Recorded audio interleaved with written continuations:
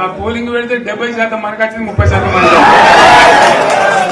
ఈ పోల్ ఏదైతుందో 67% అని చెప్తున్నారు కదా, మీరు పెట్టిన దాంట్లో గానీ కాంగ్రెస్ పెట్టిన దాంట్లో గానీ.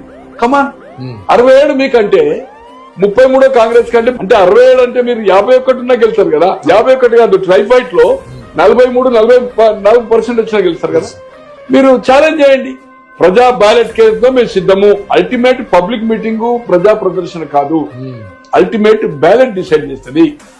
అసలు నువ్వు హౌస్ కు రావు, హౌస్ లో మాట్లాడు, ఫామ్ హౌస్ లో మాట్లాడుతావు, పబ్లిక్ మీటింగ్ పెడతారు, రండి తయారు కాండి, పబ్లిక్ మీటింగ్ లో మన సత్తా ఏందో చూస్తాను. నీకు అసెంబ్లీ ఇప్పుడు సెషన్ ఉంది, ఒక 6-7 రోజుల్లో స్టార్ట్ అవుతుంది. 7th and 8th అసెంబ్లీ సమావేశాల్లో నువ్వు మాట్లాడండి. నీకు ఇచ్చిన ప్రతిపక్ష హోదాను సద్వినియోగం చేసుకో. అది లేకుండా పబ్లిక్ మీటింగ్ లో డబ్బులు ఇచ్చి గాంధీ ఏదైతుందో చెంచాగా నువ్వు డబ్బులు ఇచ్చి బిర్యానీలు బీర్ పొట్లాలు ఇచ్చి ఏదైతుందో బస్సులు ఇచ్చి ఏసీ బస్సులు ఇచ్చి గుర్ద కపరాలు ఇచ్చి తైలాలు ఇచ్చి కాదు. నీకు నిజంగానే ఆత్మవిశ్వాసం ఉంటే రేపు స్థానిక సంస్థల ఎన్నికలకు రెఫరెండం అని ఛాలెంజ్.